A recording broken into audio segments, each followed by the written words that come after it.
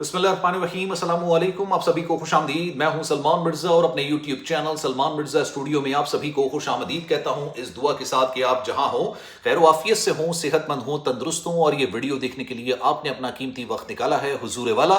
Video के आगाज़ में तहे दिल से आप सभी का मैं शुक्रिया अदा करता हूँ। जनाब, आज की जो मेरी वीडियो है ये दो हिस्सों पर मुनक़सिम है। पहले हिस्से में बात करेंगे ज़रा खबर के हवाले से। खबर की जो चंद लाइनें हैं वो आपने थंबनेल में पढ़ ली होंगी। इंतहाई खौफनाक, इंतहाई दिलखराश किस्म की खबर है। 99 अफराद को हिरासत में लिया गया जो मक्का मुकर्रमा में दाखिल होने की कोशिश कर रहे थे।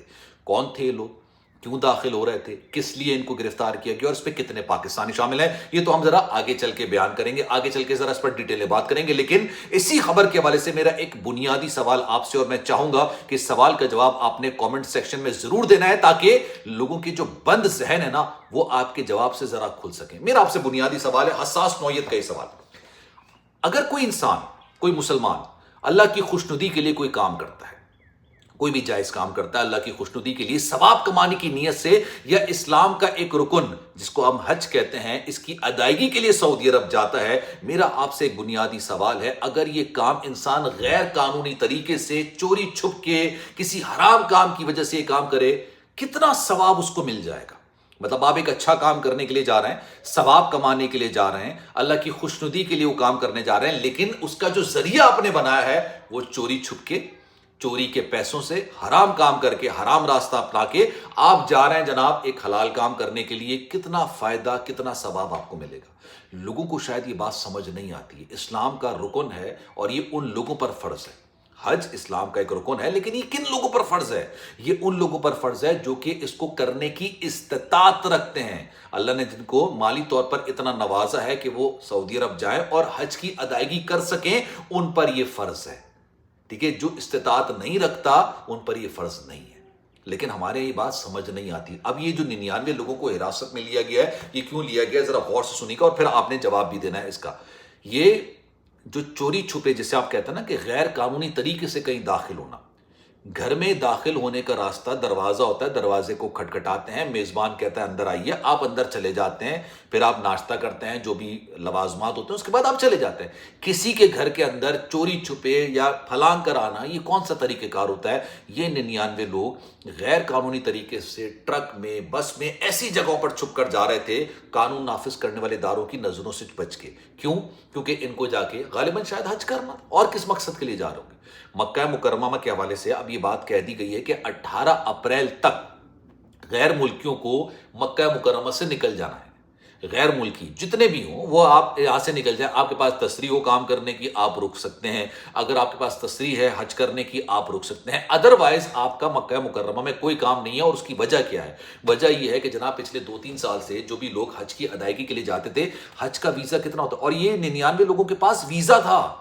ऐसा नहीं कि वीजा नहीं था, लेकिन इनके पास विजिट का वीजा था। विजिट के वीजे पर ये सोचते हैं विजिट का वीजा कितने का मिलता है? 30,000 का मिल जाएगा, 35,000 का मिल जाएगा, इससे ज्यादा का तो नहीं मिलता ना, या इससे ज्यादा का अगर मिलता हो, मुझे आजकल इसके रेट नहीं मालूम, लेकिन कितने का, इतने का मिल जाता है। इसको हासिल करने के बाद ये चोरी छुपे मक्का में दाखिल होते हैं, कहीं जाके छुप जाते हैं। जैसी हज सीजन शुरू होगा, एहराम पहनेंगे, बाहर निकलेंगे और हज की अदायगी कर देंगे। इसके अलावा मेरा नहीं ख्याल कि इनका कोई और काम हो सकता है, क्योंकि गैर कानूनी तरीके से ये काम भी नहीं कर सकते वहां पर। अब ये वीजा लेकर गैर कानूनी तरीके से दाखिल होते हैं और किसका हक मारते हैं, जरा गौर से सुनिएगा। उन लोगों का हक मारते हैं जो 12-12, 13-13, 14-14 लाख रुपए खर्च करते हैं, हज करने के लिए जाते हैं।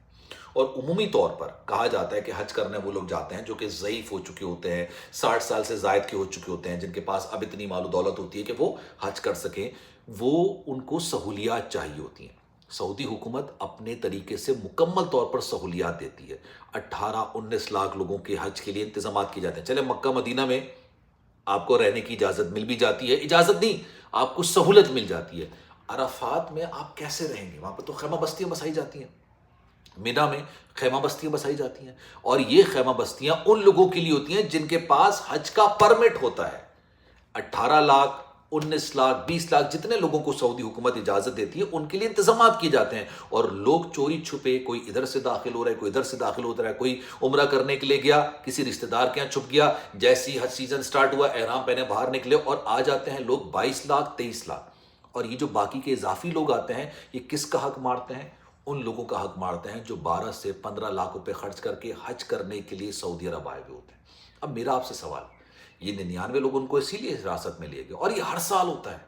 مجھے واقعی میں سمجھ نہیں آتی، آپ کا ہو سکتا ہے اگر آپ کی جو رائے ہے وہ میری جو رائے ہو سکتا ہے اس سے بہتر ہو سکے، مجھے بتائیے یہ غیر قانونی طریقے سے جا رہے ہیں، چھپ کے جا رہے ہیں، ان کو کرنے کی اجازت نہیں ہے، ایک طریقہ کار بنایا گیا ہے اور یہ اس طرح سے جائیں گے اور جا کے سوچیں گے کہ ہم نے حج کر لیا، کیا وہ حج قبول ہو جائے گا؟